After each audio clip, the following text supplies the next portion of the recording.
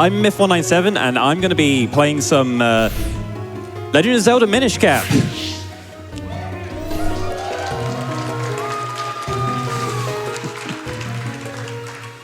I've got my two commentators here if they would like to introduce themselves. I'm Dreamie. Phantom. And this is Octo. We will be getting more of her later in the run. So just confirming we've got Lonk as the file name. Yep. Yes, Lonk is the winner. Right. Excellent. So let's get the show on the road. So I'm going to do a reset and start a 5-second countdown, and then we are going to go on when I say go. So let's go. 5, 4, 3, 2, 1, go.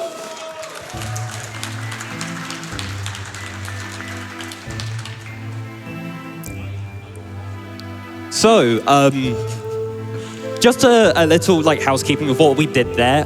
We did a reset because this is a Game Boy game, and we're manipulating the RNG here. It's just going to get a pot at the end of the intro, and that's going to give us a rupee, and it's required because we're going to be buying some items later on. So that's just a reason why we did a reset there. But yeah, we're going to have a 2-minute intro cutscene here to introduce us to the world of Minish Cap and give the intro cutscene before we fade to black and have Zelda come and meet us at our house. So you'll notice that we are playing on the Japanese version of the game.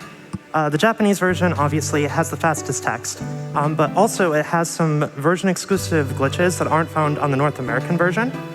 And actually, all the glitches in this version are also on the European one. However, there's one thing about the European version that makes it about a minute slower. Otherwise, you could run on, I believe it was Italian, and it would just be barely slower than the Japanese version. But there's one thing that about an hour and 15 minutes into the run that loses a minute on the European version because we can't do it.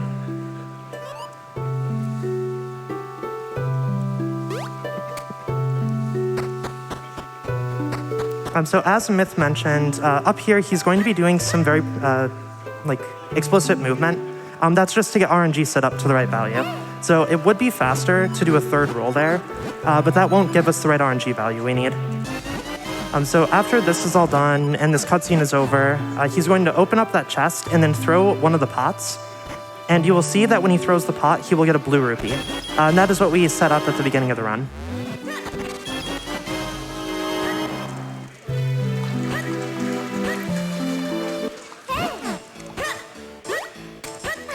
Back in the day, we used to actually manipulate 4 blue rupees from those pots.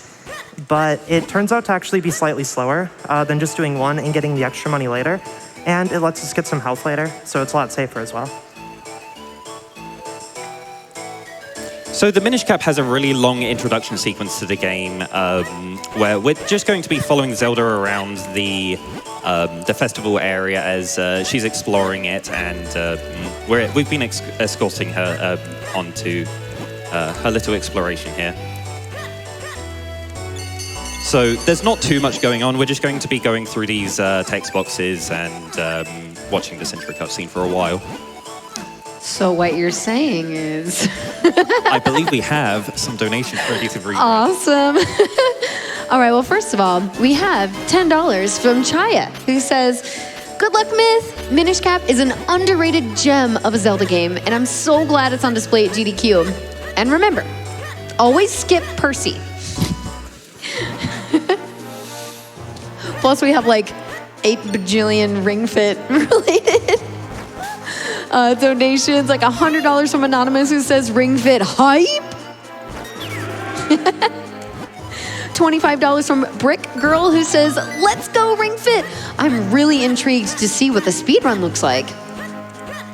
We also have $15 from Refax09, who says, "Shout out to my friends in the crowd." One day I'll join y'all in person, but for now, this is all I'm able to do. Let's meet that Ring Fit incentive. Oh, we are $18,600 over that. So definitely in the last couple minutes, we've gone up $1,500. Keep that pace up. We will hit it. Let's get it.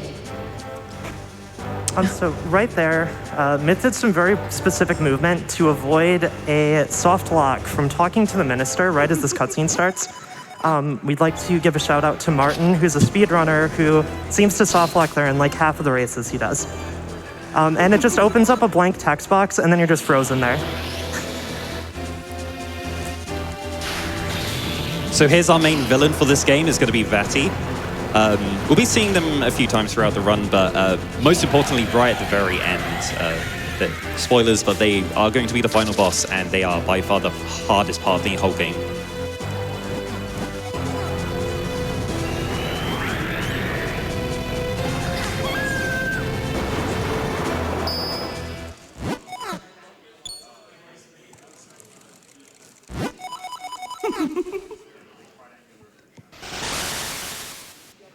Do we have some extra time?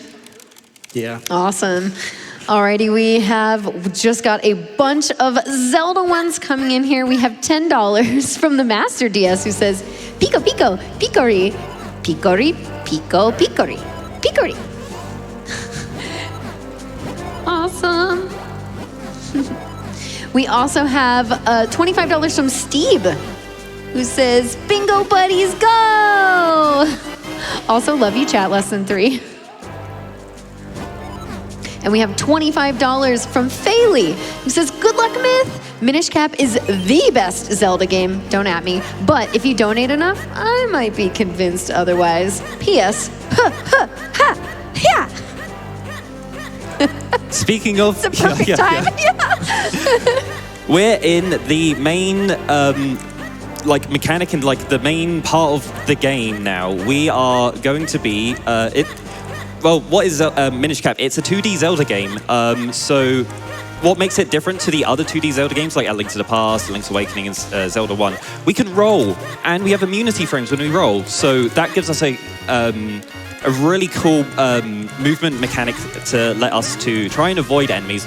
Not perfectly, and a lot of the enemies are going to spawn in known positions in rooms, so we kind of know where they're going to be, but also there's a lot of RNG involved, and where they move after they've moved from the start position of the room is completely unknown, and we have to react to that and try and avoid taking as much damage as possible. Yeah, health in the beginning of the run can be a little bit tight, just because we want to try and take damage boosts wherever we can. And it means that sometimes, if we just get bullied by the enemies enough, we do get pretty low health in the first dungeon. But there are a lot of heart drops that we know about, so it is pretty safe still. But you want to take as little damage as possible, while also getting good damage boosts. Yeah, health is pretty hard to come by in this game, except for the couple pots in Deepwood Shrine. After playing this game a lot, we remember where all of the most convenient places to get health will be. And so here we save everyone's favorite NPC friend, Ezlo. And if you thought that Navi was annoying, Ezlo is much, much worse. He loves to interrupt you at the worst times to tell you very simple things. And not only that, if you roll into an Ezlo text trigger, you have to stand there for a second or so in shame, knowing that you rolled into a trigger, which if you walk into it, you don't have to do. So I'm sure we will have Myth roll into an Ezlo trigger at some point, and you'll be able to see that Link just kind of stands there awkwardly for a bit before actually starting. And now we've got another part of the game actually turning small and turning Minish. Nintendo, when designing the Zelda games, they always have this two-world mentality.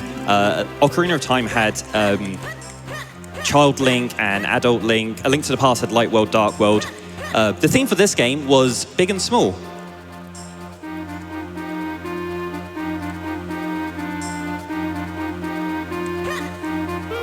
Also, just letting the music play, because the music in this game is absolutely gorgeous and touches everyone's heart who played this as a kid.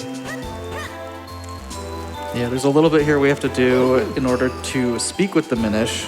Currently, Link has no idea what they're saying.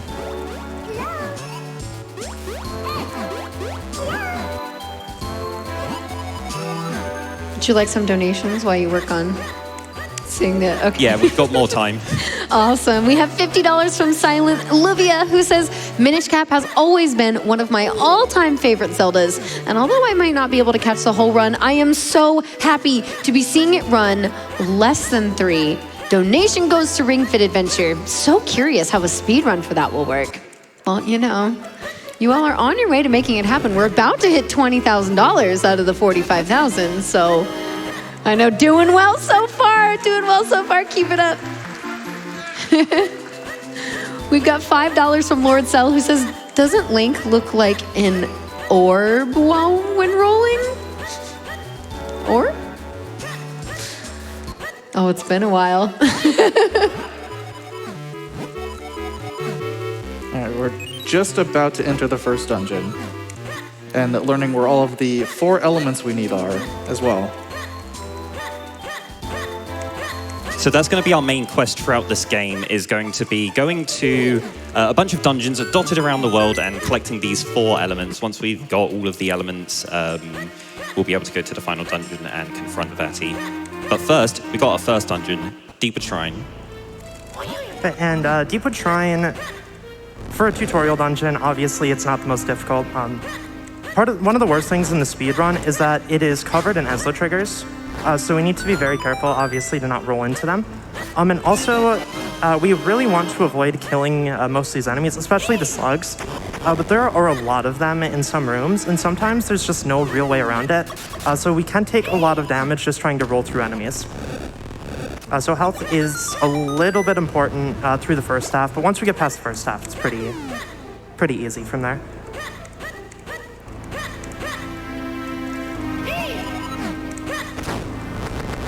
Alrighty, so while we're working. Yeah, we got time. Awesome. We have $50 from Spring Rowan, who says, Ring Fit helped me lose 60 pounds over the first year of the pandemic. That's awesome. You have audience cheer for that. That's wonderful. And says, maybe this will help me get back into playing it. We've also got $25 from Zeke Alik, who says, I grew up on the handheld Zeldas, and Minish Cap is one of my all-time favorites. Go long. We are also officially over the $20,000 mark now, so we're almost halfway. Keep it up. We're doing so good.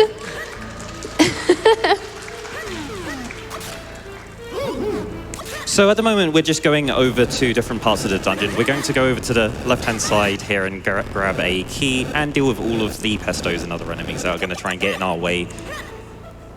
So yeah, a tutorial dungeon. So it's going to introduce a bunch of regular Zelda mechanics like pushing and pulling objects to be able to solve switches. We're just going to be doing this the most optimal way we can.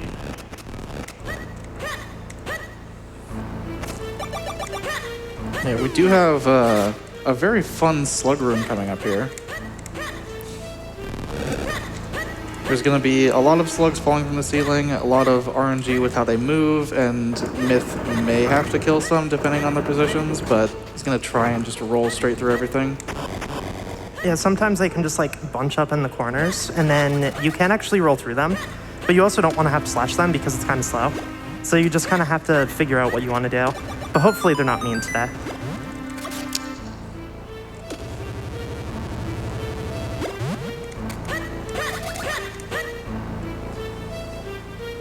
Yeah, this is the room we were talking about. So there's all of those slugs that dropped, and we got to try and get through without taking as much damage as possible. Oh no, that's bad.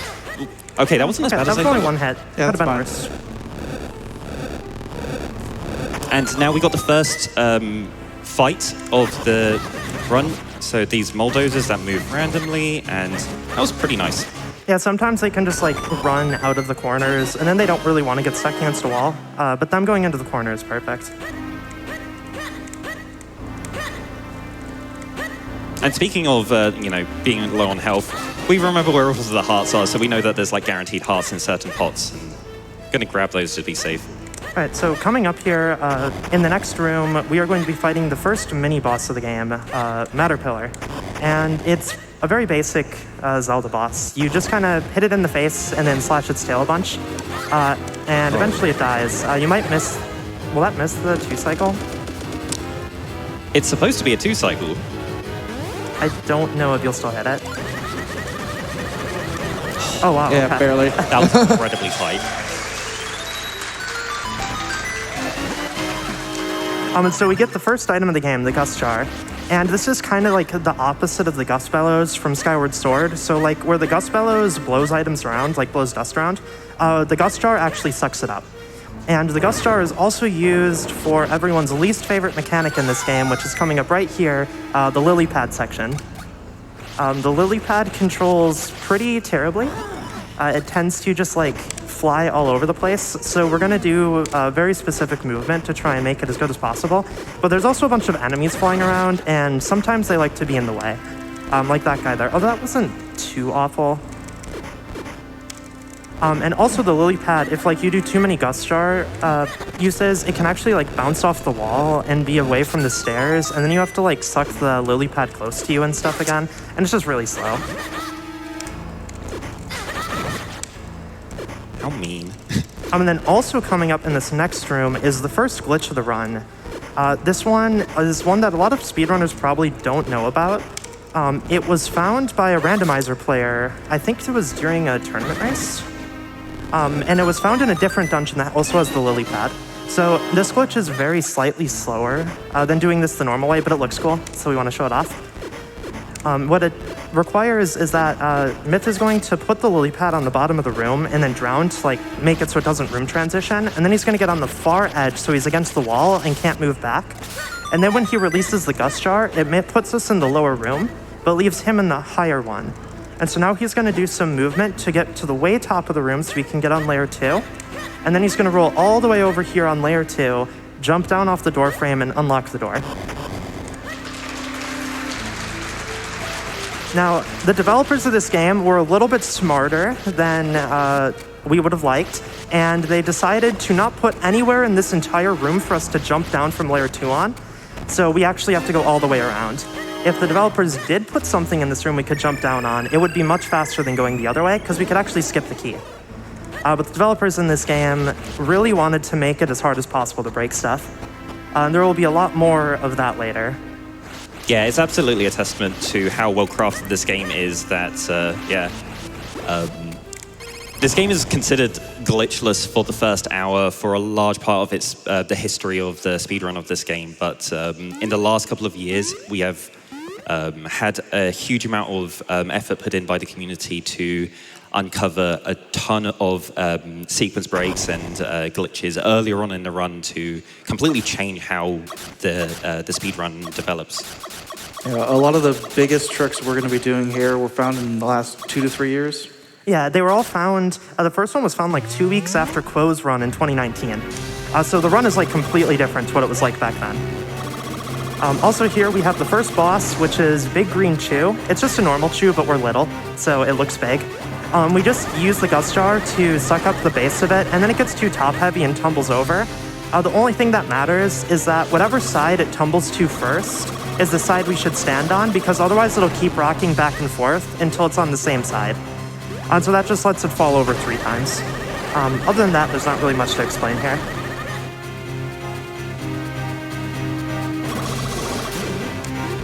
Would you like a quick donation? Sure. Okay. We have $10 from Kiros, who says, shout outs to Vati. This cute boy doesn't get enough love, especially for being one of the few non-Ganon final bosses. That's fair.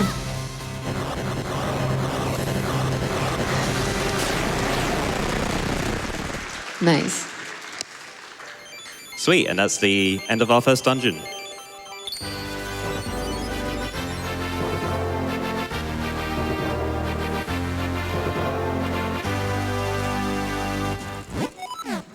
Yeah, so we're going to have a pretty long stretch here for the next few minutes.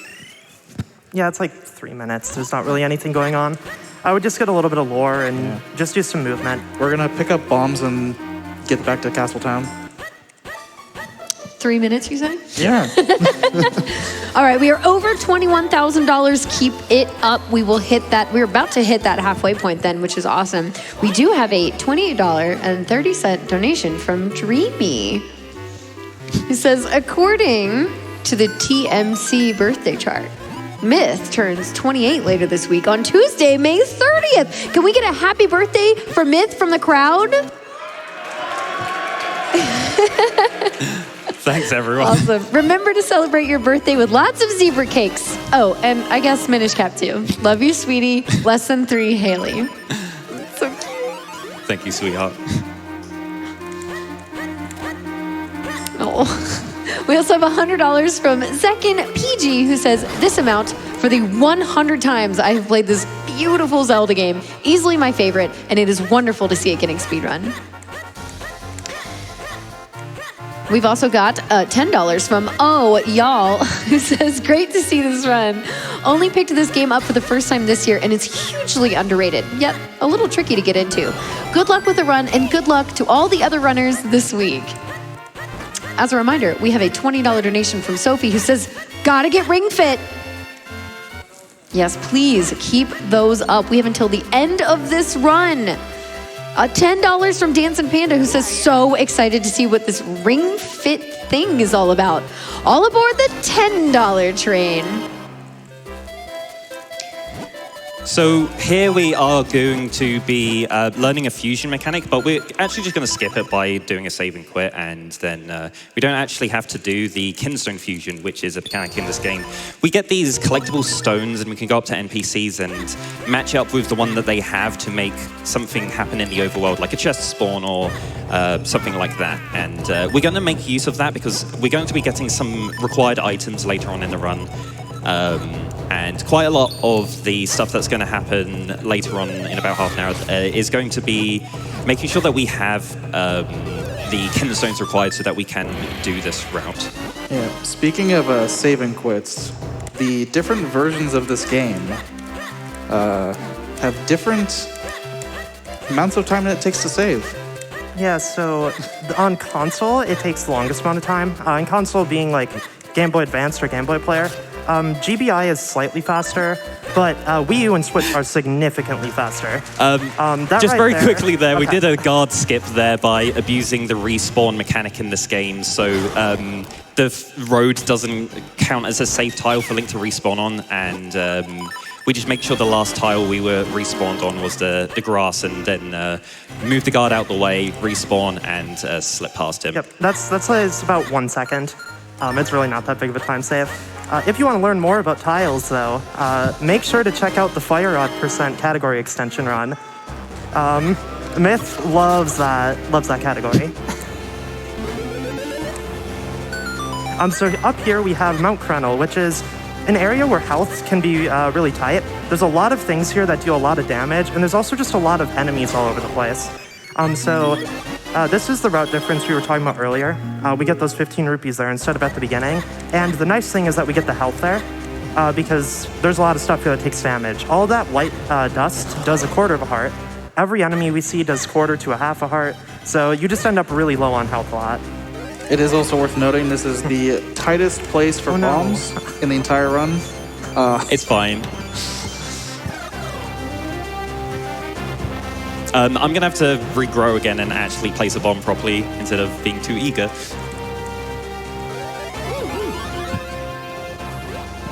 Yeah, so we have like, I think 2 spare bombs. There we go. Total, and you can mash through this time. So We're definitely not used to mashing there. What I did there was a roll lift, and yeah, it makes bombs explode 1 second faster. Yeah, so in this game there's different times that it takes bombs to explode. So if you just like place a bomb and let it explode, it takes about 4 seconds. If you place a bomb, immediately pick it up and then throw it, it takes just over 3 seconds. And then if you do a roll lift, which is what he did there, where Link kind of does this weird glitchy grab animation while rolling, it takes just under 3 seconds. And so you'll see that there are times when he like picks up a bomb, there's other times when he roll lifts it. It kind of depends on how far we're actually going with the bomb. And there he got a special type water called the mineral water. We grew 1 bean at the beginning of Krenel with normal water, but coming up there's a green bean, and we can't grow the green bean with regular water. So we have to make sure we get the special green water for it.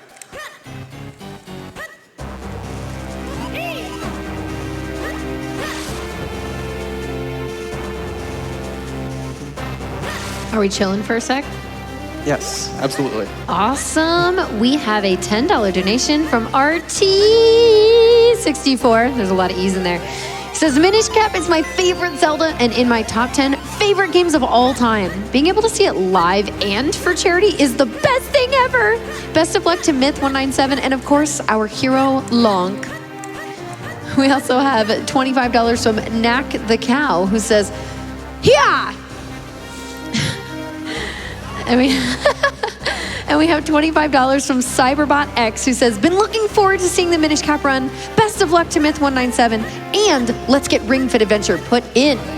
That's right, we are over $22,000. Keep it up. We're just basically at that halfway point. So we need about 23,000 raised in the next, let's say, hour and 15. All right, chat, let's do it. And so coming up here, this is not a glitch. This is intended mechanics. Because everything in the overworld, or most everything in the overworld is layer 1, we can just use the Gust Jar to grab that mushroom, and it just saves a quick cave, and the bigger thing is it saves a bomb use. We really don't want to be using bombs. We only have like 1 or 2 extra in this whole section, so bombs can get really tight. Luckily, bomb drop RNG in the drop tables is really high in Mount Crennel, so we're going to try and exploit that a little bit here. I'm just going to blast myself into there like that. P-Hat was at least somewhat nice there. But the grass in here should have really high drop rates for bombs, so hopefully we should be able to get one in here.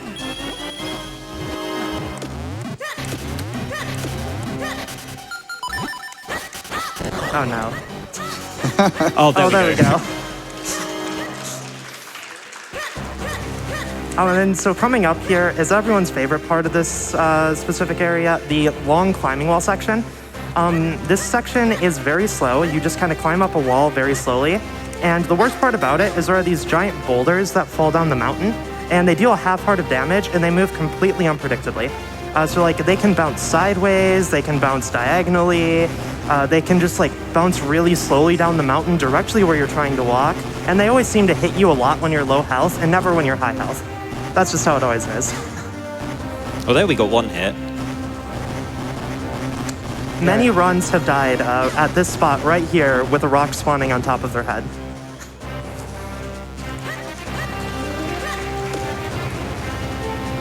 And speaking of things falling on your head, it's not over. Yep, there is another section coming up here where we will also be having things fall on our head. However, the lore here is incorrect. In that text box, Ezlo says that the raindrops that are falling hurt like boulders. That is actually factually incorrect. The raindrops only do a quarter of a heart, but boulders do a half. Capcom, you need to fix the lore. So not only is Ezlo annoying by talking to you a lot, he also tells you wrong things constantly. Yeah, but from basically the rest of Mount Crennel here, we're just pushing boulders or pushing blocks. So up until we get into Cave of Flames, there's not a whole lot going on. I see the glance over at me at the table. Okay, here we go. $50 from Quo, who says, hey gang, can't believe it's been 4 years since this game was shown last. It really does seem like yesterday. Back then, Myth was just a wee rando runner, a bit wet behind the ears, but has really come into his own both as a runner and a community member. There has been no one, past or present, that has had as much of an impact on the scene than Myth, and we're all so happy that he's the one to get to show off the game this time around. Good luck on the run, and don't slash the sign, Zebra Cakes. I'm sorry, Quote, I will. Hey, at least you're honest. $50 from WJG, who says, I would say good luck, but we all know you got this, Myth. $25 from Blue Green Mikey saying, this donation goes to making Verxel work out, so I don't have to. Yes, please keep those donations coming for Ring Fit. Let's do this. We have $50 from Lewis Wins. It says $25 for a great Zelda game, Minish Cap, and another $25 for my birthday twin, Myth197. May 30th, best birthday. We've also got $5 from Specs130 saying $5 for the train and the game that helped me lose 30 pounds during the pandemic. I love hearing about these journeys. I love it. Great work. I'm telling you, it's a great game. It's super cool. All right, so coming up here, in this little section, you want to make sure you're not rolling on the bottom of the screen because those little leaves cover up enemies that are there. And one time on a run, Myth died to an enemy he couldn't see under one of them. He wanted me to point that out. I couldn't see him until I was dead.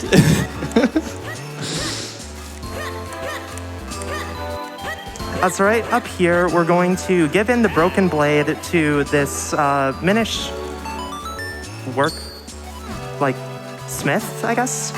And he's going to work on reforging it. And he says to come back later, and he might have the blade working. So now we need to go into the next dungeon in order to actually get the upgraded blade. So this dungeon, unlike the last one, we will be doing as normal size Link instead of Minish Link. So yeah, this is dungeon number 2, Cave of Flames. At the start here, we got some pots of guaranteed hearts, which is very handy. We're going to make use of those. And right up here, we get a little appearance to some Mario enemies with bob-ombs. They work exactly like you'd expect. You hit them, they have a timer, and they explode. You can also grab them with the Gust Jar and shoot them at walls to make them explode instantly. So we'll also be taking use of that a little bit later, just to save on bombs. And then right here, we're going to grab a green rupee. That's important. Keep that in your mental notepad for later. I hope everyone's taking notes for the test later. Everyone was aware of the test, right?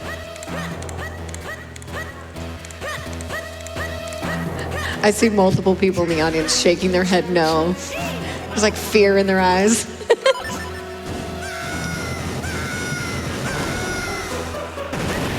Yeah, the minecarts in this game are a little bit more violent than in the Oracle games. Yeah, and Link does not seem to be a very happy passenger on them. So here is where we use the bob-ombs with the Gust Jar. And up here we have a pretty horrible little fight. Sometimes it goes okay. This is pretty bad luck. Yeah. Yeah, okay. Yeah. The Helmosaurs here, sometimes they can all dash down and you just get like 3 or 4 of them with the Gust Jar right away. Other times you have that where they all split up and they can just be a pain to get. But you reacted pretty well to that. It can be annoying sometime. Okay, please move. Good. That beetle can also just stand in front of the door and you can't get through. There is no way to get through it. So it can just stand there walking into the door frame.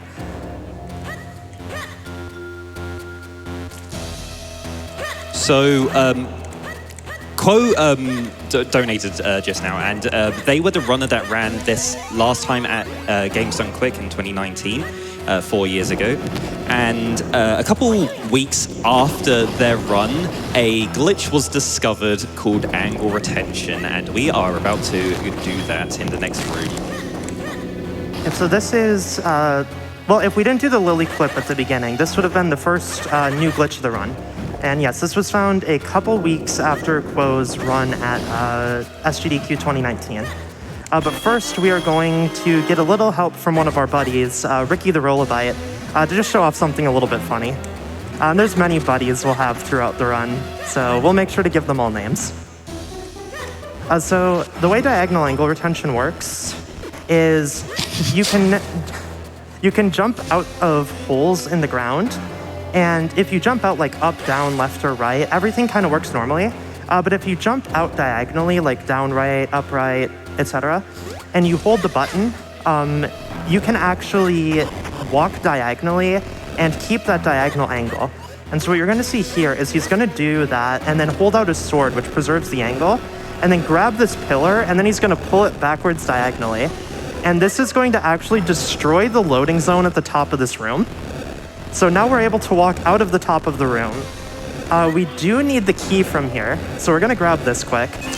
And then we're going to do a relatively precise trick here, where we do a few out-of-bounds rolls, and then we hit a room transition, and assuming everything goes right, we are on this bridge. That is extremely precise. If you miss the bridge, you are soft-locked. Yeah, if that went wrong, we'd probably lose like 2 minutes. Yeah, it's about 2 minutes. This is a cool fight. Yes, it's a very cool fight. And that gives us our second dungeon item, the cane. That strat is very important because it lets us save the small key that we just got to use up here, which skips like another 40-second minecart ride to open this door. And it also just looks cool and is faster. So it's just all around really fast and really cool. And we're not even done with angle retention yet.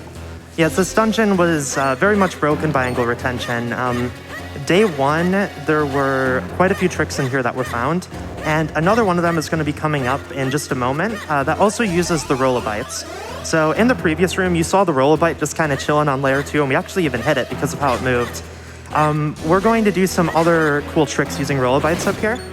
So after this minecart ride, Myth is going to do some very precise movement here with the Rollabites in order to kind of get them out of the way, because it's very important that they do not hit Link while we are pulling the pillar in the bottom right corner. So he's going to make sure that these guys stay out of the way. They are not being very nice right now. And then we're going to grab this switch, and we're going to pull it diagonally again. And what we're going to do this time, instead of like destroying a loading zone and rolling through it, we're going to push it to the top of the room and use our good Rollabite friend up here to get a damage boost, which is going to push us up on layer 2 up here. And this is going to let us skip the boss key and go straight to the boss room right here. And that trick saves multiple minutes because the room we just skipped, where the boss key is just a giant auto-scroller where there's a bunch of these moving lava platforms, and you just kind of have to like sit around and wait for them. And then also at the end of the room, you have to fly around with the Eslo tornado thing, and you just fly around the room, and it's just really slow. Yeah, that lava room is really slow, and it's glad that we get to skip that. But yeah, now we're on to the second boss, Gleerock. This is mostly an auto-scroller. It pops up, hits back at set times, and then like we hit it consistently. Yep. But we do have a few fun facts. So as Myth was pointing out, there are Gleerocks on the wall if you look very closely, on the top and on the side. On the ones on the side are actually slightly bigger than the ones on the top. And the third fun fact is if you look closely, the lava in the middle of the room, when it's growing, is actually a different texture than when it's just there. And it's much lower res, and you will never be able to unsee it. So there's definitely room for donations here. Perfect. Okay, awesome. I was waiting because we just got a $10,000 donation from the Yeti. That's awesome. Thank you so much to the Yeti. And they say, hey y'all, Yeti here. We're so absolutely thrilled to be back and in person at SGDQ 2023. We're excited to share a very special collection of tees, pins, tank tops, and it turns out you've already discovered our collection because we've already got $10,000 to donate with the support of your official SGDQ collection orders. Thank you. We're moving into chair pose until we get the ring fit incentive met. So let's put our donation towards that. Please help us make it happen. I don't know how good Yetis are at yoga. And yes, that does put us at almost 34,000. So we only need like just over 11,000 left. Let's go. So exciting. All right, so right here, we're getting the second element. We finished the second dungeon, and you'll notice at the end, Myth had Gleerock facing down to kill the boss. If Gleerock is facing any other way, it turns very, very slowly in the lava, and it takes about 1.5 seconds, so it's actually faster to have it facing down there. And so now that we have completed the second dungeon, we can go visit our good friend Malari back in his mines again, and he'll have the new sword for us. Also very important, we got the fairy at the end of Cave of Flames, and we're about to use it for a very specific trick. Yeah, but this trick was found in 2021. This is one of the newer tricks. And it was something that someone, I think it was Pika, had almost found like 15 years ago, but just couldn't quite get it to work.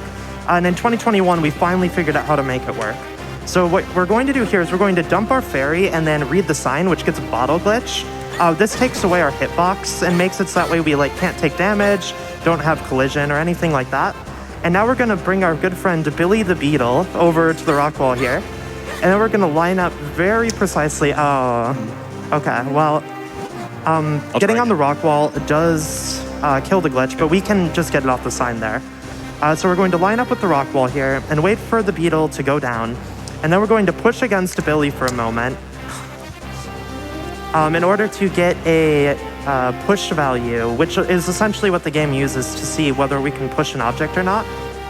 And then by slashing to interrupt pushing, the game doesn't actually unset that push value. So now we have the max push value in our sword out, and then when Billy the Beetle pushes against us, it clips us into the gate, and then we fly off the wall, and now we're out of bounds. All right, and there's a really cool trick coming up here. We really hope Myth gets it. It's lovingly named Mickey Haw. Not a 50-50. Thanks to Davo. It is an exact 50-50. And we got it. Let's go! It saves 2 seconds if you get it and loses 12 if you don't. Shout out to Atros. That was the sign Quo told us to not slash. And to celebrate Mickey Haw, Octo is now wearing a cowboy hat.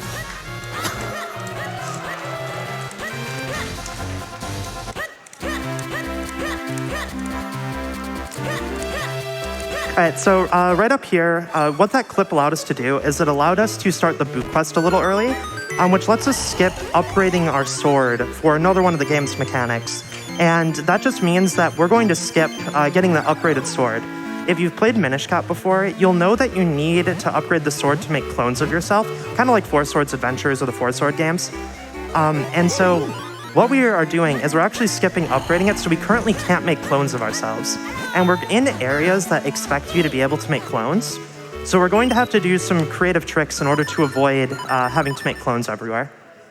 And also because of the way we did that, there is the state of the overworld is slightly incorrect. We're not supposed to be able to get to that specific spot until we've watched a specific cutscene that happens after getting that upgraded sword.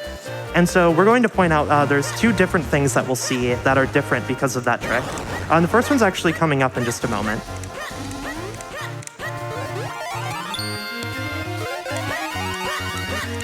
Yeah, this whole Boots quest, we need to at least start here, get through London Ranch. And we're going to be going to get the mushroom from Syrup, which is why we have as much money as we do. Yep, so all the money we have is very carefully collected because we're going to need 60 rupees in order to buy the mushroom from Syrup. And then after that, we don't buy anything else in the game, but it is critically important that we have at least 11 rupees, and you will find out why later. Make sure you put this in your notebook. It'll be on the test. Then so right up here is the first difference in the overworld. You're never supposed to have Malin there, but she's just in there because we never actually saw the cutscene. There's not really much else going on right now, so there's probably room for some donations. Awesome. Yeah, these skips are really cool. I like the getting flung by the rock. Okay. We have $444.44 from Dr. Bob Tastic, who says, great to be back at GDQ. Shoutouts to Myth for explaining the Minish Cap run to me last year in the practice room. Also, shoutouts to my niece, Charlotte, who turns, you guessed it, 4 today. Aww. Happy birthday. We also have $15 from Zany Old Coot, who says, when I saw the Minish Cap was on the schedule and was being held in the area, I knew I had to make it in person for my first GDQ attendance. Good luck, Myth. You got this. We have $100 from Florida Long Hair, who says, GDQ, ring fit, handshake emoji. Can we get some handshake emojis in chat? That would be great. And $50 from Crazy Mango, who says, let's get fit. Oh, it's going to be so fun. We're just over $10,000. Let's make it happen. $10 from Fox Wasp saying, gotta ring fast, gotta go fit. Wait. Speaking of going fast.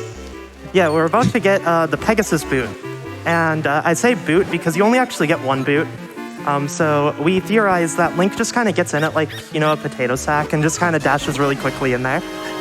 And this lets us go really, really quick. And this is required for the next area where there is swamp water, and we need to dash over it in order to get through it. There was recently a way found to actually skip getting the Pegasus boots, but it's significantly slower and very much TAS only. I'm so happy when I get the boots because I don't have to mash R all the time anymore. No more rolling. Yeah, it's always fun in Rando when you get a seed with like super late boots and you look at your roll count and it's like 6,000. So right up here we are entering Castor Wilds, which used to just kind of be a very boring section where we got some gold kinstones and then we had to slowly progress to the next dungeon, and it was just a lot of nothing. But since Quo's run in 2019, a lot of new tricks have been discovered, and this is one of the places most broken by it. So right up here, we're going to get the bow, and then we're going to do a trick that is why we needed to have 11 rupees. We also need to have above 1.25 hearts.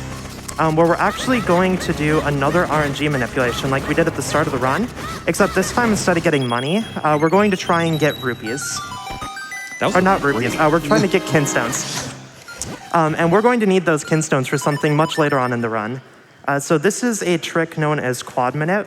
We used to get the kinstones somewhere else, but now we need to get them here. And so Myth is going to try and do something very specific in order to get 4 green kinstones.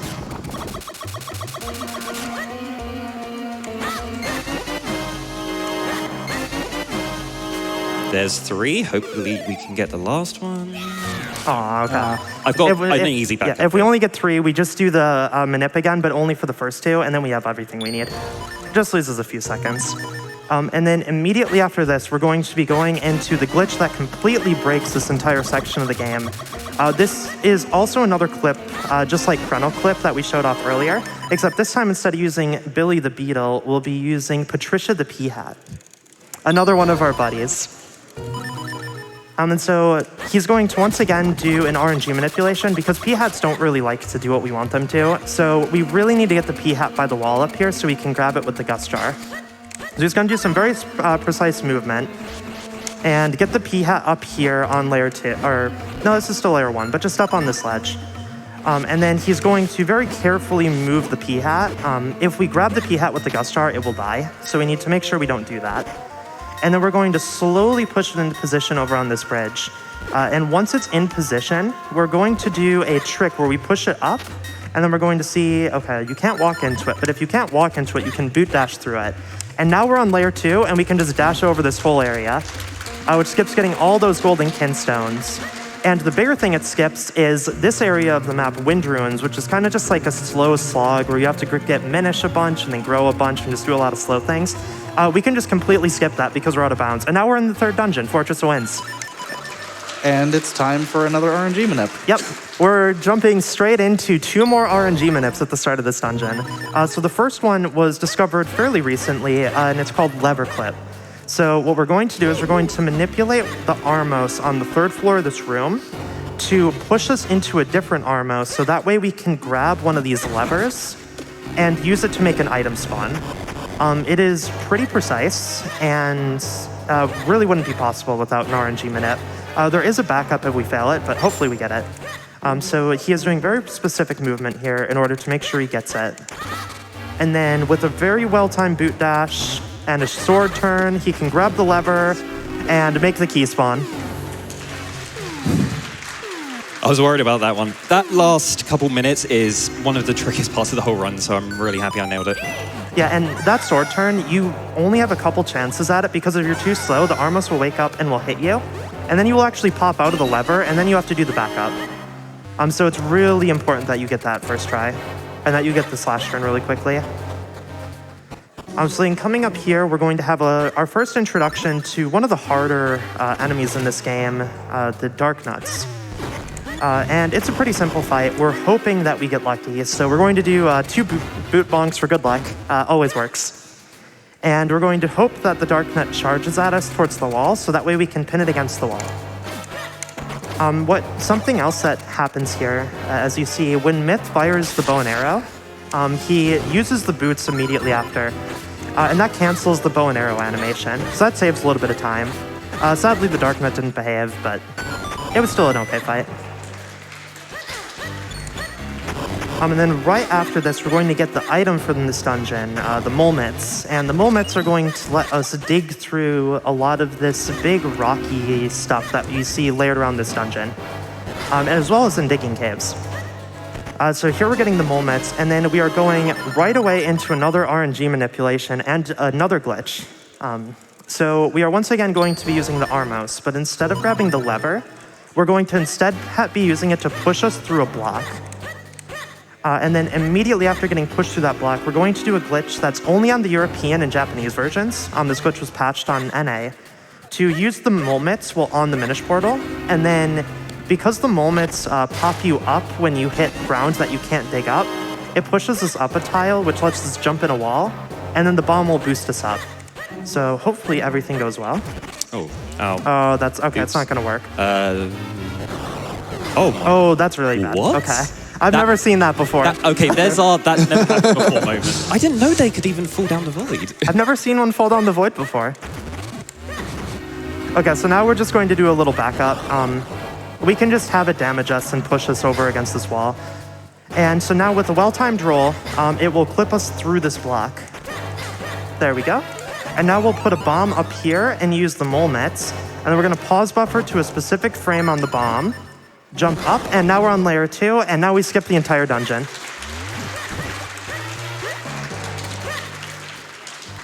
So that trick does not exist on the North American version, and that loses about 3 or 4 minutes, which makes North American version not possible for speedruns, at least of this category.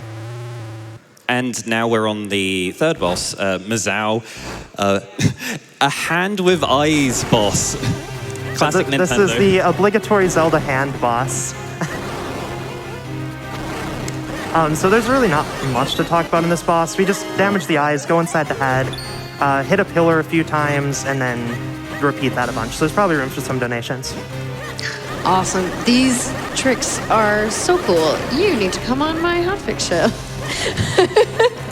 Break those down. That's awesome. All right, we have $250 from Hannah, who says, have to donate through one of my favorite Zelda games. We've gotten so many of those comments. Donating for Ring Fit, but gently reminding people to actually hit the add the incentive button when you donate. Good luck to all the runners, hosts, and the entire GDQ team for a brilliant week. Thank you so much. And that's a really good reminder. If you donate in general, it just donates to the total. But if you want to put it toward an incentive, like a bonus game, all throughout the week, please make sure that you select that as your incentive. We are under $10,000 left to raise to see Ring Fit Adventure. So let's do that last push in the next 50 minutes or so, 45, 50 minutes, so we can make it happen and see Ring Fit. It'll be awesome. Also, we have, okay, there's $5 from Backside of Water, who says, love all the Zelda games. I'll donate again if Fu gives her best. Let me see. Hey, listen. This is okay. This is okay. All right, so we got very unlucky here. It can spawn at any of the pillars, and we just so happen to get the worst one each time. So you'll notice that when we're digging, it forms a giant question mark. It's almost like the game is taunting you for picking the wrong pillar. And right here, it's very important that you grab this health. You don't want to miss it. Oh yeah, I'm getting low on health. Oh no, whoops. Oh no, that's bad. Hopefully we don't die in the next section. Yeah, that'd be a shame if we died. And so right here, we find out that the wind element was actually moved somewhere else, and they instead left their good friend Zepha, the best bird in all of Zelda, to give us the ocarina. And the ocarina is just a way of fast traveling, so we can fast travel to these wind crests we've revealed. And the first one we're going to go to is the one by Link's house, and this is going to let us talk to Tingle. And you might be wondering why we're talking to Tingle in a Minish Cap run. We claim this is a speed run, and we claim it's any percent, so why are we talking to random NPCs and doing random kinstone fusions? You will find out in a moment. But this part of the run has changed quite a bit from last GDQ. Last GDQ, after Tingle, we actually went into town. We walked into town and did some tricks there in order to get an item. We will not be doing that this time. We will be skipping an item that was previously required, and that was found also just after last year's run. And that saves a huge amount of time. So then right here, we're doing a kinstone fusion with the Mysterious Traveler. And this is very important for later. It doesn't really mean much now. This is just the best time to do it. But it'll open up this warp point, and you will see what this is important for in a little bit.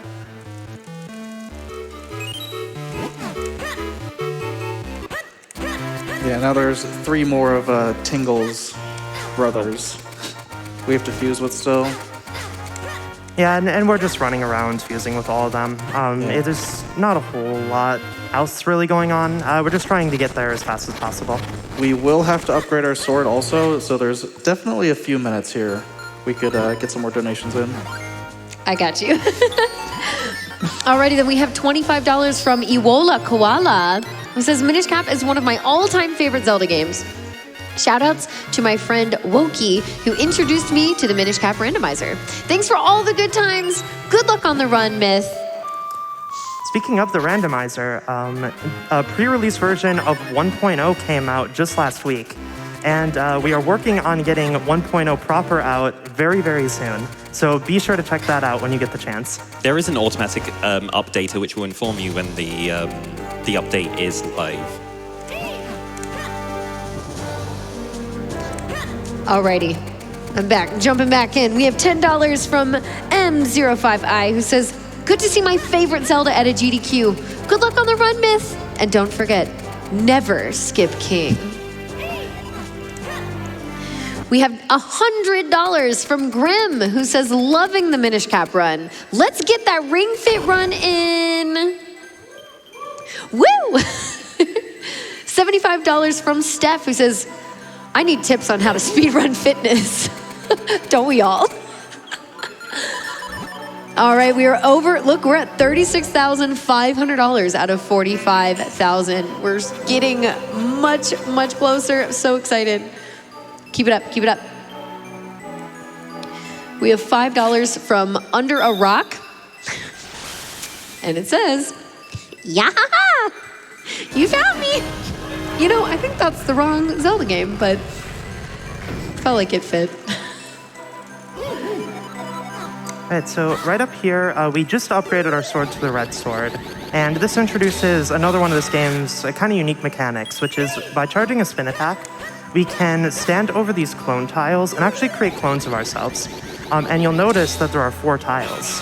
That may be foreshadowing something a little bit later in the run. So this was something that we were intended to have a long time ago, and was actually required in that dungeon we just finished, but we have ways to get around it. Getting this sword does change a little bit of things in the overworld. It adds a couple cutscene triggers to a few places, and just causes a few overworld changes. So we will be having to hit a cutscene a little bit later. If there was a way to skip that cutscene, it would save quite a bit of time, but sadly, there's just not quite the things that we need in order to make it happen. We're really close, but there just doesn't seem to be anything to actually make it stick.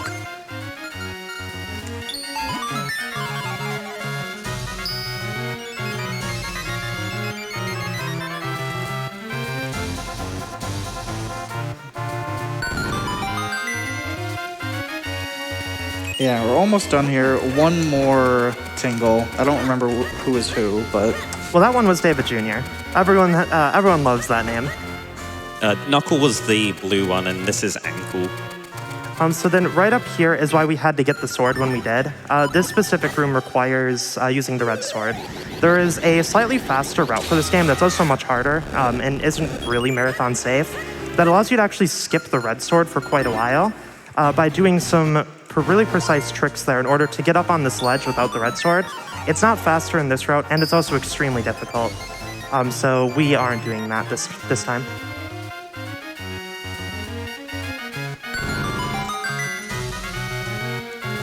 Alright, so now that we have fused with all 4 of the Tingle Brothers, we're going to go into each of those trees, and we're going to light torches on fire in order to cause something to spawn. So in each of these trees, there's a chest with random stuff like shells or rupees. And then there is a switch that lights one of these torches. And by lighting all 4 of them, we will make a ladder spawn in that sort of middle area with the dead grass in the middle of the trees. However, we don't want that to spawn just yet, because we're going to be doing a fight on that exact spot. And if the ladder spawned, it just is really slow because we have to constantly climb up and down the ladder in the cutscenes. So we're only going to do 3 of them, and then we're going to trigger the fight right away.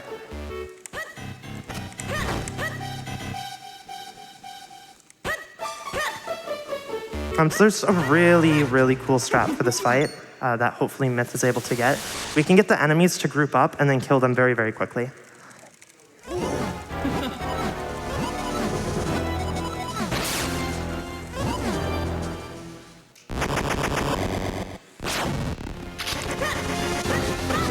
Oh, that was really good.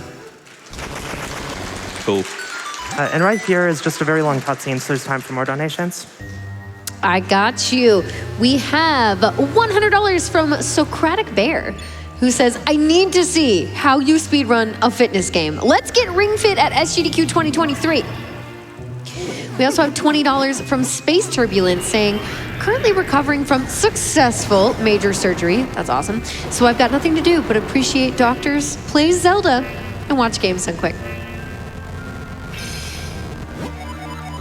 We also have $20 from Surreptitious Sneak, who says, always happy to hear one of my favorite hosts during one of my favorite games. The Minish Cap is my wife's favorite 2D Zelda. We always love watching people demolish our times.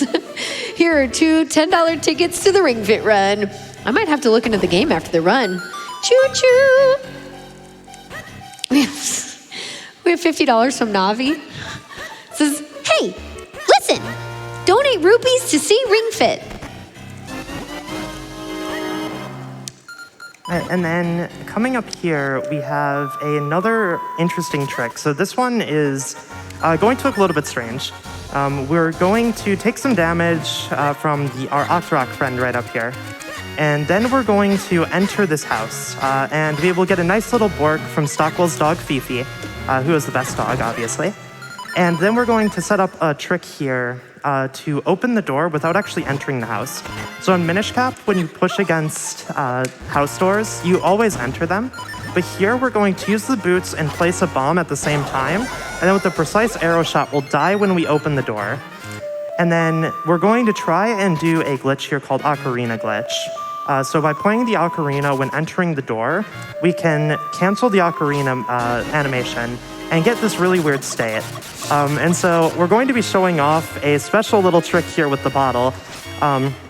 So we're going to do Ocarina Glitch with the bottle here. And now you notice that Link has like a boomerang and a bow and all that stuff flying around him. So what we're going to do is we're going to push up here against Temple of Droplets. We're going to jump on, and now Link is going to remind you that because we're an hour in, refill your water and stay hydrated. And so this brings us to the fourth dungeon in the game, Temple of Droplets. Everyone's favorite, an ice dungeon. Ice physics in this game are pretty terrible. These square blocks, there's a really small range where you can actually push them. And if you aren't in that range, you'll just like kind of slide into them and around them, and you get really, really stuck. So up here, we're gonna do that. You stair-walked. You got it and stair-walked. So here we're gonna do that same bottle glitch again, and just pay attention to the audio. Warning headphone users.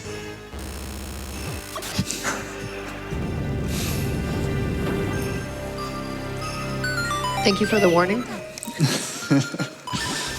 So then we're going to do Ocarina Glitch right up here again. And Ocarina Glitch gives us some interesting properties. This Moldozer is not being very nice though. Sometimes the Moldozers will just walk away and be really nice to you, and sometimes they're just really mean.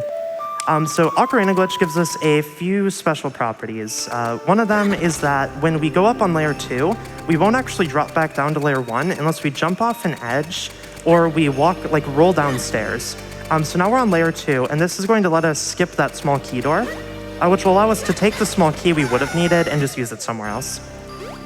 Also with Ocarina Glitch, there are a few things you can't do in the room where you get the glitch, like rolling, talking to NPCs, some other actions like bonking into a wall with boots, or else the game will actually soft lock.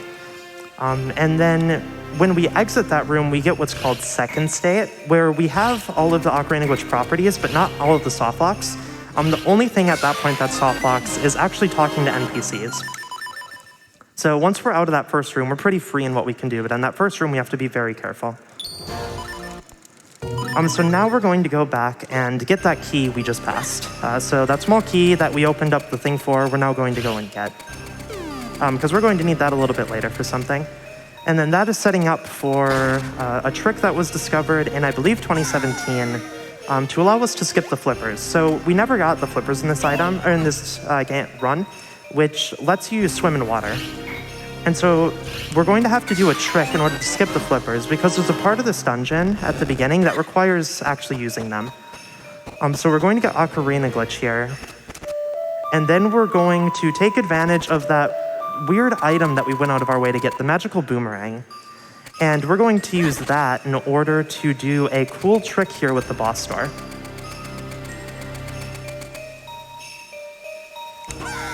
So we're going to void to set our position, and we're going to grab the magical boomerang, and then we're going to open the door while holding the magical boomerang out.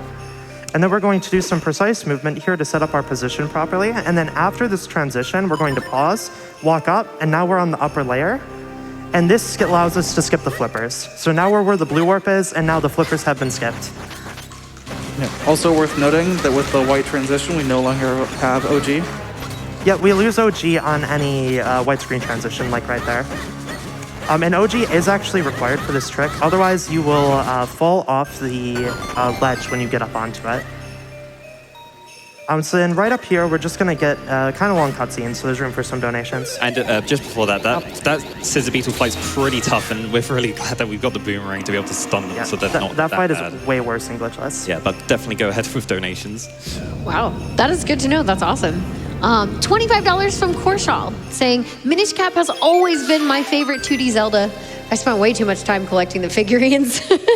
But instead of spending shells for those, I'll spend dollars for a good cause. Let's get fit and funky with Ring Fit. Agreed. We are like $10 from hitting 38,000. So that would put us about 7,000 away from seeing Ring Fit Adventure tonight. Do you all want to see Ring Fit Adventure tonight? I think they want to see Ring Fit Adventure.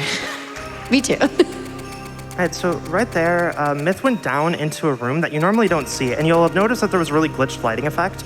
That's going to make the lights in this room inverted. So now Link is a little black spot, and the rest of the room that's supposed to be dark is now completely bright.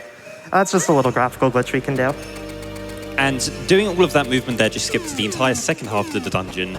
We're going to push the second switch, and that's going to spawn the boss, and we're basically at the end of the dungeon. The only reason why we can't go and fight the boss immediately is we don't have the lantern to be able to fight the boss, so we need to go and do a mini-boss first to go and do get the lantern, and then we can go and fight the main boss, which is Octo. Giant Octo, which is why we have our Octo plushie here.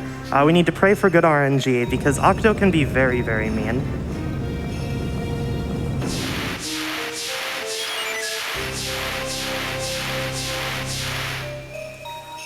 So right here, you will actually see that Octo gets unfrozen, and we can just walk into the boss room at this point. But Capcom was really good with this game with making sure that the dungeon items were actually required to beat the bosses, so there's not really any good way of skipping them. Except for one boss, which is the one in the last dungeon that we do. So we will have to go and get the dungeon item. Luckily, it's really not that far out of the way. It's just a small little trek over here to get to it. And then we will be fighting everyone's favorite boss, which I will not spoil. But people love fighting this one. Yes, love. Yes, love with a big air quotes around it. So right up here, we're going to use that small key we saved from earlier. And this is going to bring us into everyone's favorite mini-boss, Big Green Chew 2, except this time it's electric. So it's a blue chew this time, and it's just entirely worse than the first one. You can't actually suck up the base while it's electrified, and the electric is just very, very slow. And so we just kind of sit here waiting for the electricity to go away, and it makes this boss fight like 30 seconds longer than the other one. And it's pretty much an auto-scroller, so we can have some donations going whilst it's going. All right. Awesome. Well, we do have $10 from Polygons and Peril, who says, Victory pose! My son loves Ring Fit, so we need to see this. Hi, Charlie. Yes, victory pose. This, if you play enough Ring Fit, that's very familiar then. We've also got $50 from Parabolic saying, if Verxel is willing to chair pose their way to victory, I'm willing to pitch in to watch it happen. Stay comfy, speed friends. We have $25 from Pinecone, who says, yay, Minish Cap! Yay. So right there, Myth got very unlucky, as well as made a very small movement mistake, and ended up getting an extra cycle on Blue Chew, because it decided to jump the moment its electricity wore off, and he just wasn't ready for it. That's honestly the worst part about this fight, is that if you make like one mistake right when it's about to jump, when the invulnerability wears off, you just kind of lose out. We got lucky here. Blue Chew can either jump 1 time or 5 times. And because it jumped 5, its electricity wears off the moment it lands the 5th time. If it jumps once, it can just run around the arena, and then the moment it becomes vulnerable, start jumping 5 times, and then you actually can't get it down, and then you have an extra cycle. And that's forced. There's no way to deal with that. You just have to hope you get lucky. So immediately we're just going to save and quit to get back to the beginning of the dungeon and go straight to another boss, Octo. Yep, and just like all of the other big bosses in this game, it's a normal-sized boss, but we're just mini.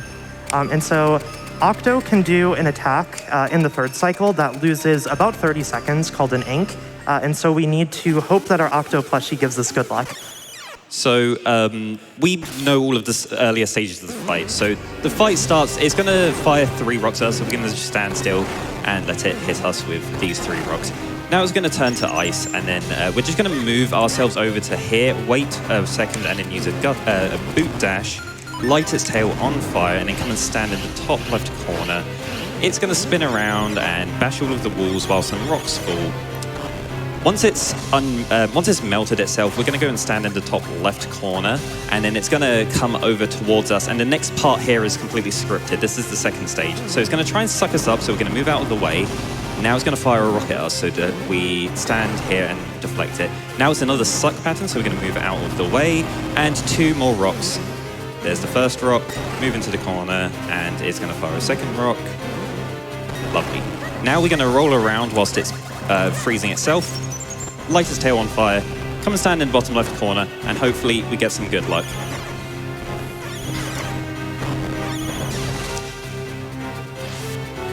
I like to do 3 rolls here for good luck. Didn't get it. Oh, was that weird one? Yeah, that was that weird one that we got. I don't know what the backup for that is. Well, it worked out anyway. Yeah, just stand still for a little bit.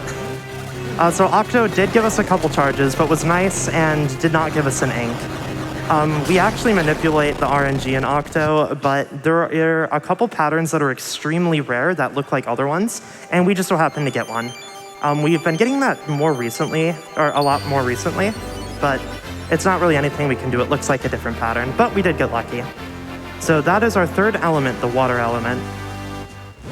And that means that we are done with the 4th dungeon in the game, and now it's time to go upgrade our sword again, and then we're going to go to the last dungeon. There's a little cutscene up here where we get some lore that's not really important, and then we're going to take a trip back to Castle. The one important thing to note in this section is in Castle, normally once you have the red sword, there's some guards that block off the front of the castle, and then you have to do this like sort of stealth section over on the side with the guards in the garden. Because we didn't see one of the cutscenes, those guards never spawn in front of the castle, so we can just dash right in. And it saves about, I want to say, 20 to 30 seconds each trip. But yeah, we're going to be seeing the same stuff that we saw before with upgrading the sword, so definitely go ahead with any more donations. Absolutely. We have $20 from Decker saying, if you like watching numbers go up in video games, I highly recommend Ring Fit Adventure as an introduction to fitness. It could change your life. Feel the burn. Seriously though, we are over $39,000. We have less than $6,000 to go. We're getting so close. I'm so excited. The woo from the audience. I love it. We have $100 from Kenny and Elise, who says, poor Lonk, he go bonk, and rolls himself into a wall.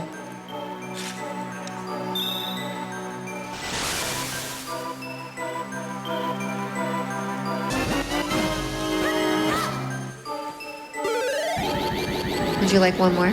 Yes. Okay, great. $100 from the Sound Defense, who says, everyone, remember to stand up, stretch, hydrate, and donate for Ring Fit Adventure. I agree. All right, so as soon as we leave Hyrule Castle here, we're going to go back to Link's house, and we're going to enter that portal that we opened up about like 20, 30 minutes ago. And in there, that is actually a portal to the last area in the game, Wind Tribe, and that brings us just outside the last dungeon. Now, normally when you enter that portal, you're not actually supposed to be able to climb up the stairs because there's NPCs blocking it that are supposed to force you to go to the graveyard and get a kinstone and then climb Vale Falls and do cloud tops. But Ocarina Glitch just lets us walk through NPCs. So we're just gonna get Ocarina Glitch twice and just walk our way up the stairs. So that was the first one, and then we're gonna go up one more flight of stairs, and then we're going to do a second one. And then that'll put us directly in front of the next dungeon. Those are really good. First try. The Ocarina Glitches this run have been really good. We'll grab a safety fairy just to be on the safe side. And now we're getting to every speedrunner's favorite dungeon. This dungeon, outside of the first room, feels really, really good to play when you do it right. The first room can be a little unfair because there's a bunch of P-hats and the enemies just kind of suck in this room. P-hats in this game are notoriously bad because they just like to go wherever they please and they always seem to end up in your way. Or like, yep, knocking you off the platform. Yep. This is also the only reason we needed the blue sword. Yep, there is a single wall up here that we need to push, or a single block up here. Okay, that P-hat's not going to be very nice to you. Also, do you get the switch double hit there? The Stalfos blocked the shot. Oh. Yeah, the enemies in this room can be extremely mean. So this block is the only reason we had to get the blue sword. If we didn't if we didn't need to push that block, we could theoretically skip every single sword in the game. It would be very difficult, well, except for the white sword, up until the end. It would be extremely difficult because all of the enemies make it really hard to fight the final boss because there's a lot of RNG there. But I'm sure we'd find a way to. So then coming up here is a mini boss fight for the dungeon item. And not a lot of people know this. You will see Myth equip Bomb and Lantern here. And not many people know that you can actually kill certain enemies with the Flame Lantern in this game. And so what we're going to do is we're actually going to use the Flame Lantern to light these Wizrobes on fire. And that's going to make them die in one hit. And it makes this fight extremely easy. And then with some well-placed bombs, we are able to complete it in 3 cycles like that. And then coming up here, we have a tricky little jump, saves about 45 seconds, that allows us to skip a room that requires some annoying cane shots and fan stuff.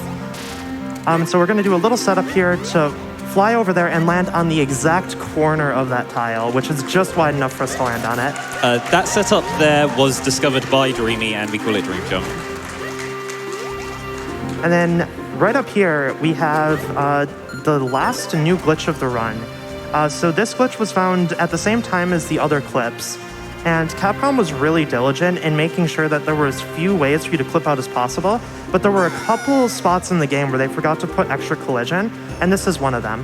So we're going to do a really precise lineup with the bow, and then do a boot dash, and we're going to clip onto layer 2 from the stairs, which is going to allow us to skip a giant auto-scroller section, as well as a new skip that is found, Bracelet Skip, which let us skip the power bracelets, which saves many, many minutes. And so that was a huge skip when that was found. It was less big when Stair Clip was found, and more so when another trick that is here was found called Warble Hop. And it's just like the angle retention, but instead of pulling an object, we're just going to use a cane shot and go on layer 2. And so this just lets us run over everything as well. So those are all of like the cool and crazy tricks. We're going to be coming up to another one in a little bit, but the next couple rooms are just going to be tight, precise movement that are pretty self-explanatory. So we can have a quick donation in the meantime. Okay, perfect, because guess what? We just got a $5,000 donation. Let's go from 26 kilograms of raw bacon, who says fitness. And that gets us to our bonus game. Ring Fit Adventure has been unlocked. We get to see working out on stream, live on GQ. So excited. Thank you all so much for your support. I'm so excited. Awesome. All right, so in this room, we have these ball and chain soldiers, and we do some precise movement in order to get them to fire the ball and chain towards the middle. And then that allows us to grab this small key here and go into the next part of the dungeon. So normally there's supposed to be this really long puzzle here, but because we saved that small key from earlier, we're able to completely skip it. And that was a very random point in the old run.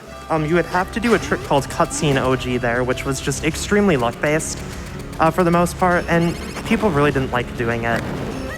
and it would save 40 seconds. You kind of had to.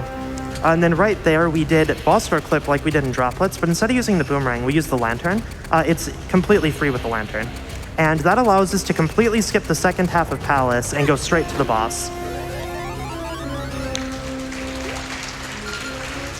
And then this boss up here, lovingly named the George pair, or Georg pair if you prefer to be correct, is just a quick boss fight where we need to make clones, slash some eyes, then we go on the smaller Georgs and then slash eyes on there as well, and just kind of repeat that a few times. The boss is way trickier than it can look. The RNG in this boss is extremely annoying. The enemies can just go in all the wrong places and just completely own you throughout the fight. So like right here, those energy balls that get shot out, they follow wherever you are, and sometimes they just get shot at really weird angles, and it's really, really hard to dodge. So you just have to be really careful to not get hit by them. And if you get hit, it breaks your clones, which for half of the cycles available will actually mean that you have to charge spin again and clone again. So the reason that this wouldn't require the blue sword is because there are 4 patterns that the eyes can be in, and 2 of them allow you to hit them without actually creating any clones. And we will see if we get lucky on the last cycle, because it actually saves a couple seconds. So we're hoping that we get a pattern that we can hit with just a spin attack, instead of one that requires clones.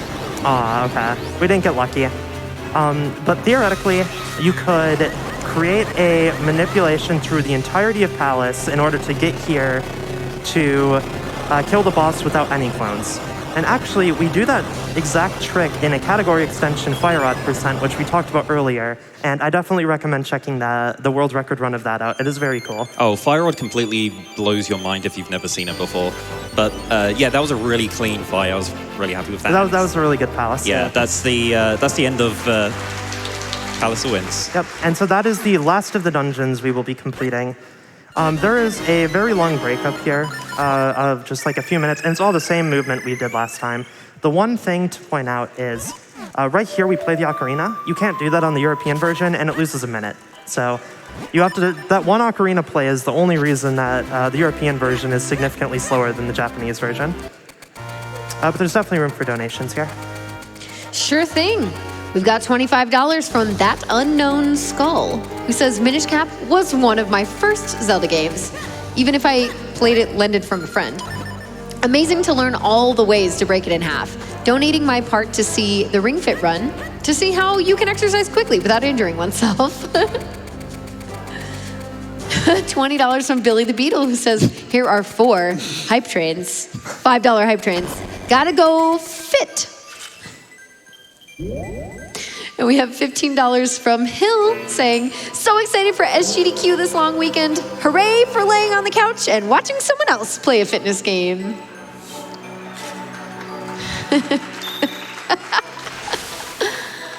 And so now we have the most important item in the game, the Four Sword. And this is one of many games that it makes an appearance in. And so as kind of hinted there, we can use the Four Sword to actually like break things that are stone. And so right up here, we're going to be triggering a cutscene, and it's very important that you do not reset here. Myth has reset a PB pace run here before, and so it's very important that we don't. Oh no. Oh, we're back at the beginning of the run. There is an hour and 40 available after now, right, on the schedule? I'm sure there is.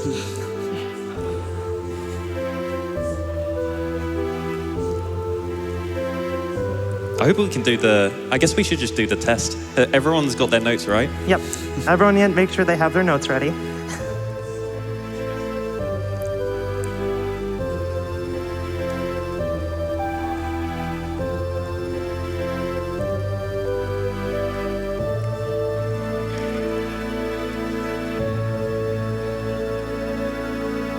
Oh wait, that's new.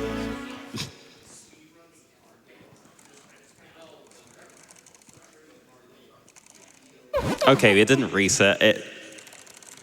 That is just the same as the intro cutscene for the first 5 panels, and then there's just that one new one at the end. And so another little lore problem with this game. So that last panel tells you that like Zelda has the power of light, and Vaddie is like, oh, thank you for telling me that Zelda has the power of light. Now I know who has it. At the beginning of the game, Vaddie, when he turns Zelda to stone, explicitly says that she's the princess with the power of light, yet somehow he didn't know that she would have the power of light.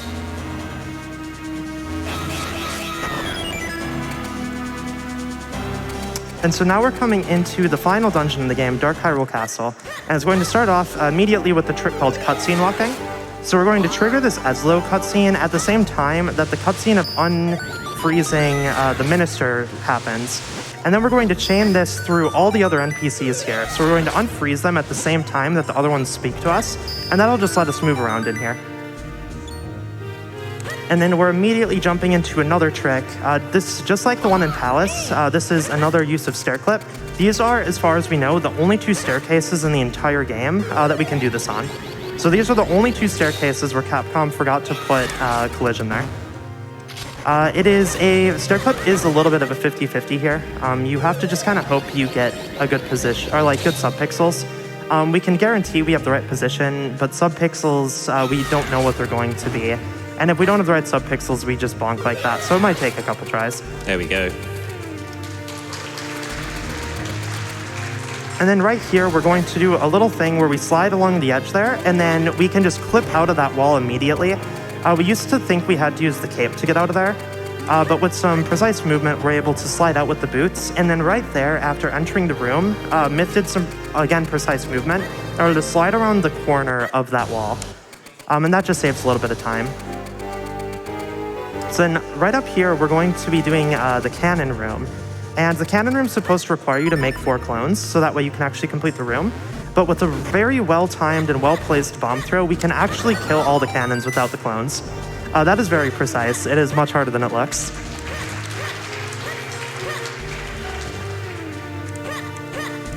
And then so in this next room after this one, there's a couple moblins, and they can just be the worst and just walk to the bottom of the room and get in your way. But actually, they're very nice this time. That was very nice. We're just pre-charging the sword so that we come exactly to these pads as soon as it's fully charged. And here's our first key.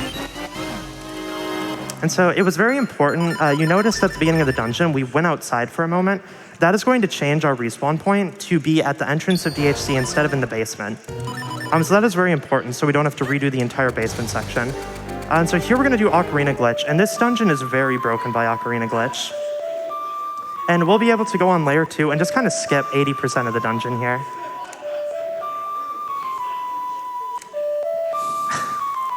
It's either first try or 10th try. Yeah, Ocarina Glitch can be a very finicky trick.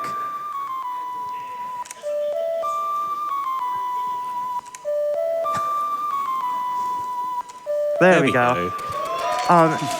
And for those of you who have been in the community for a while, you may remember a ZSR race from 2017. I think it was Quo versus, I want to say Blue Infinity, where Quo did a boot dash after getting the Ocarina Glitch and then hit the wall and soft locked the game and lost an hour.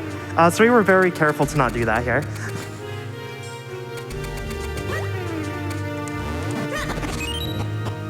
So, Dark Hyrule Castle is like a big square, and we've currently gone to the bottom left corner of that square. In each of the corners is a chest with a small key.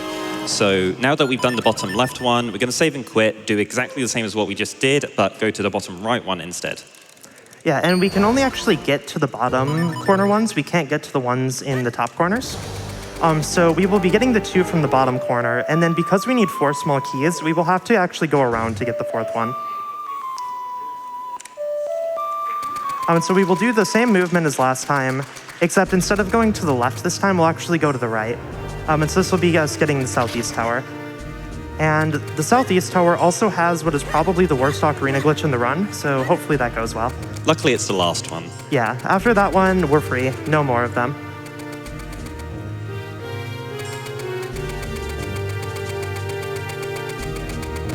Ooh. Oh, you were a little bit too high there. Oh yeah, right on the corner of that.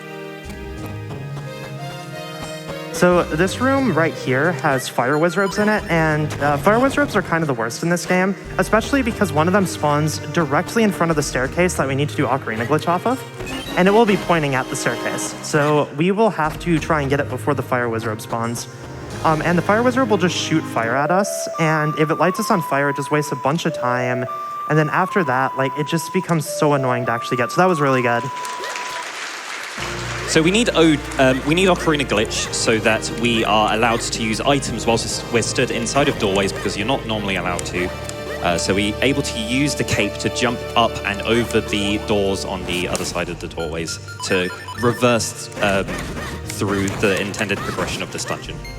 And so for those of you who played this game casually, you may remember there is a very long outside section in this dungeon. That skips all of that, and that's just like a really long, boring section.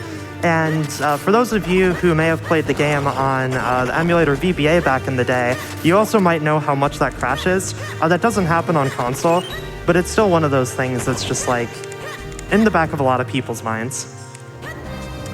So right up here we have the first instance of a black dark nut. So the dark nuts are tiered in this game. We have the white ones, which are the lowest tier, the red ones, which are the middle tier, and the black ones, which are the top tier. And right there, Myth did a cape jump in order to stick the dark nut against the wall, which makes the fight completely free. It is very, very precise, and it is very important that you do that. Otherwise, the dark nut will run all over the place, and the black dark nuts in particular have attacks that can deal 6 or more hearts, which with this health would just kill us outright. And so then up here, we're going to have a double dark nut fight. Because the white dark nuts are so much weaker than the other ones, we can kill them really quickly, and there's 2 of them. That was really good.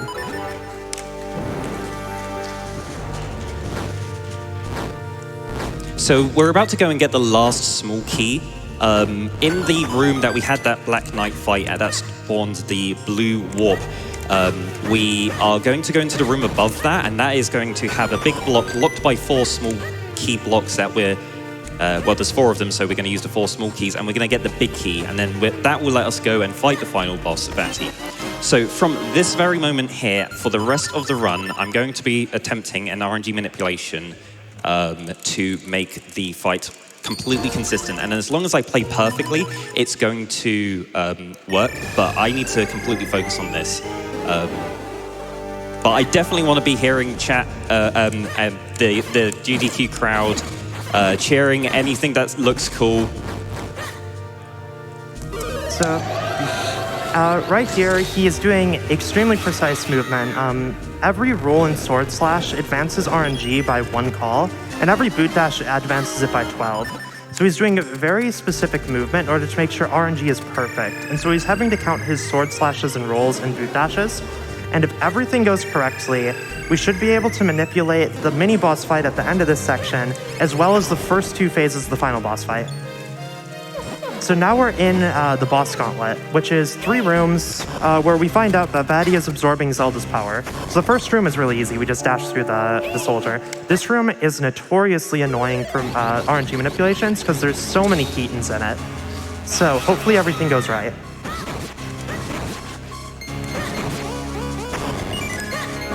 That looks good. And now here is a room that everyone hated as a kid playing this casually, the triple dark nut room.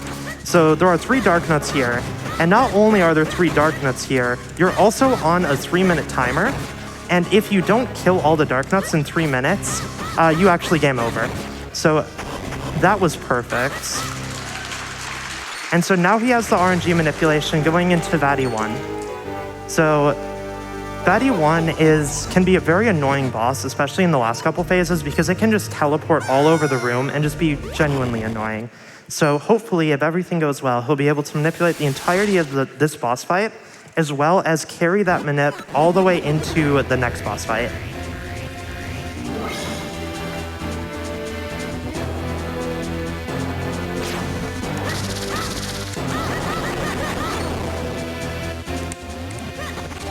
And actually, Vati is one of the other places where there's a European-Japanese version difference.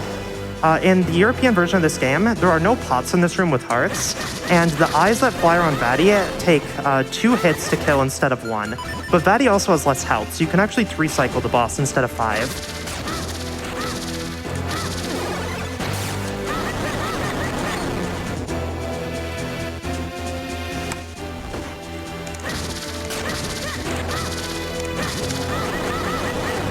Nice. All right, that was perfect. All right, so everything went perfectly, and now you're going to see what a manipulated Vatty 2 fight looks like, and it is way better than one that is not manipulated. This fight is going to be extremely fast.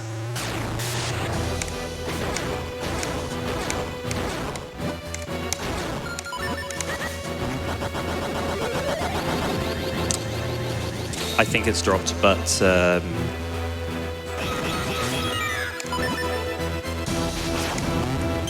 yeah, it's dropped. But that is incredible. Like I did not expect to be able to get Vatty 1 minute all the way through. That Gust Jar use in the middle of the Vatty 1 fight was incredibly precise. It's a 7-frame window, and managing to get that is great. Oh.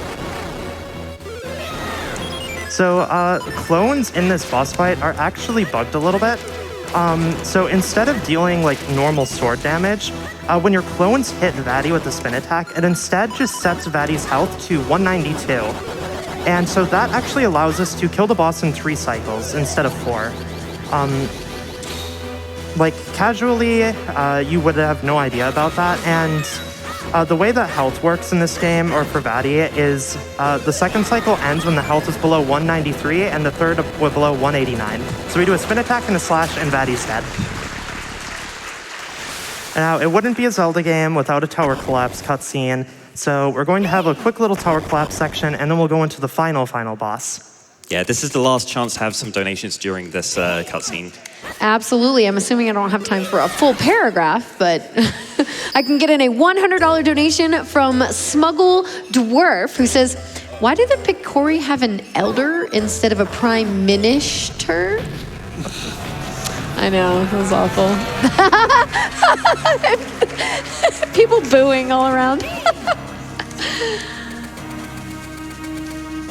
Okay, and so right up here, Myth is going to show off Stair Clip one last time, but this time we're going to have Zelda with us, so we're going to have Zelda on layer 2.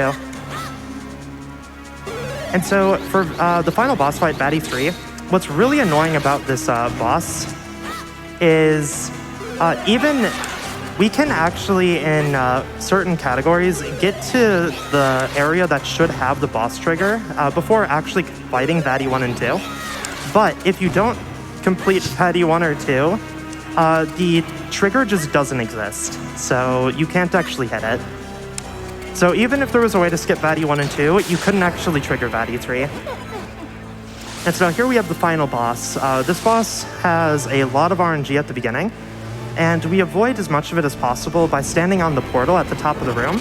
So Vatty will try and hit us with his arms and do electric attacks and all that kind of stuff. If we stand on the portal, we don't actually take damage. So we can just kind of chill here for a little bit. Yeah, little unlucky there. Yeah, we did get bad arm. We would prefer to have the arm that's in front of the portal be the one that goes in the ground. But that was okay. It wasn't that bad. And speaking of Quo from earlier, there is a pretty famous clip of Quo dying in one of those arms on a PB pace run, and there's even an emote for it. We like when talking about when Quo died that one time, and he still hasn't lived it down to this day. Oh, too early on the portal items. You can do portal items there. It saves like half a second or so, just to get into the arm quicker. Oh, you're dead. So having the boomerang here is actually really useful because we can stun the eyes. Doing this without the boomerang can be a little annoying, especially if they just kind of sit in the middle of the room. But luckily we have the boomerang. So we're approaching the very last stage of the Vatty fight. Classic Zelda final boss fight. We're playing tennis. We're going to be knocking back balls at them, and then we're going to throw some bombs. So I'm going to we're going to throw 3 bombs at them, and they're going to die when we throw the last bomb. The third bomb, and then that will be time when the bomb makes contact with Vatty. So this is the second one. And we love that bombs can damage Vatty. And so then time will be when he throws this bomb and it damages Vatty.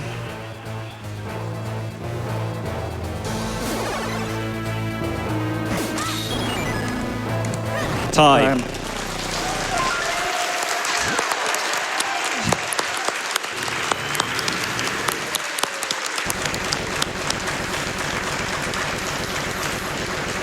Was that a 128? Yeah. 138, yeah. Oh, sorry, yeah, 128.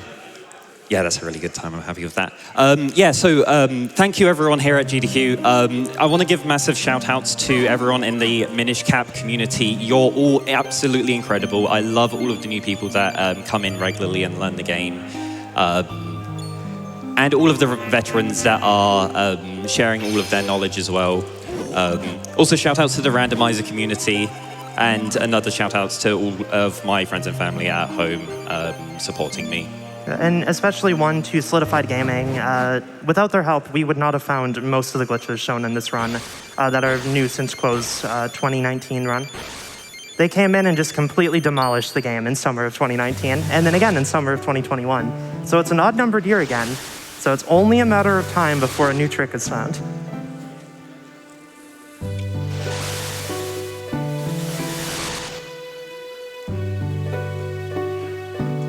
If anyone has any last words.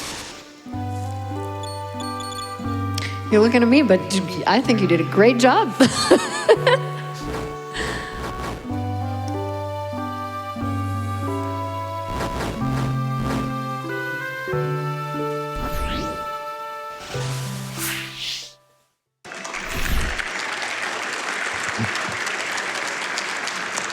I agree with the audience clapping. That was an awesome, awesome job by Myth. It is so satisfying to see games that are pretty broken, very broken, etc., played at such a high level. It's amazing. So awesome job there. Now I'm about to head out, but before I go for the evening, you know, I've kind of been with you all day.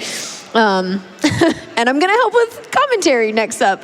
But I wanted to let you know about this $5,000 donation from Fangamer. Oh my goodness. Fangamer says, hey everybody, Fangamer here. We are excited to be back again as a sponsor for another Summer Games Done Quick. We can't wait to see everything planned for the week ahead as we raise funds that help to support MSF's humanitarian mission.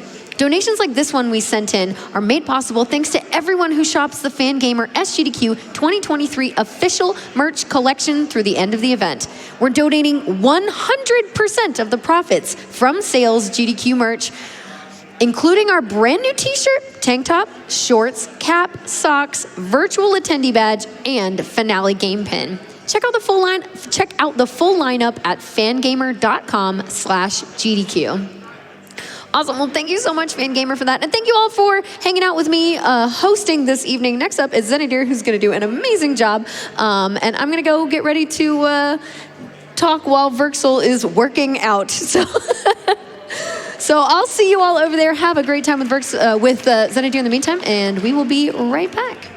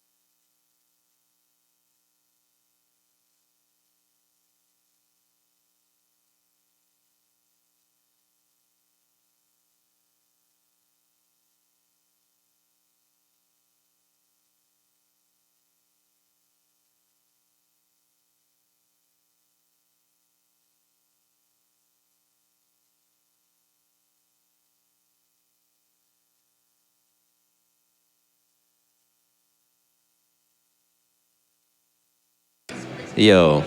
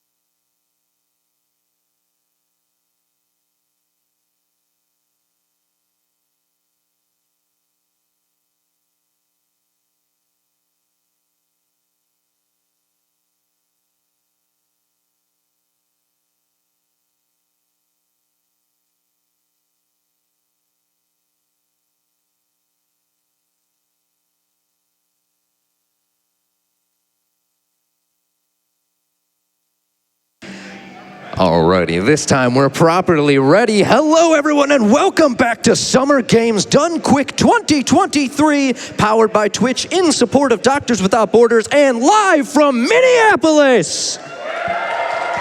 I love that energy. My name is Zenadir, but you can call me Zen, and I am ecstatic to be here with y'all, especially for our first bonus game of the marathon coming right up after this setup. Let me get some energy, crowd. Oh, my job is so much better with you all here. Thank you so much. Alrighty, while we keep doing that setup in the background here, I want to tell you all about some of our amazing sponsors like Intel. They make amazing products here. Intel Gaming is beyond performance. They have more threads, more cores, and the latest hybrid performance architecture. You can push beyond performance with 13th gen Intel Core processors. You can learn more at intel.com/gaming. You can check out their desktops, their laptops, all the fantastic CPUs, the esports stuff they do. There's so much there for you to find. And not only Intel, but we also have Lenovo Legion. They are one of the world's leading gaming PC brands. They craft high-quality laptops, towers, and accessories defined by both their undeniable style and unstoppable savagery. We celebrate today's gamers, whether they're gaming on the go or competing at the highest levels, and take pride in equipping them to dazzle friends while devastating foes. For more information, please visit www.lenovo.com/US/EN/Legion.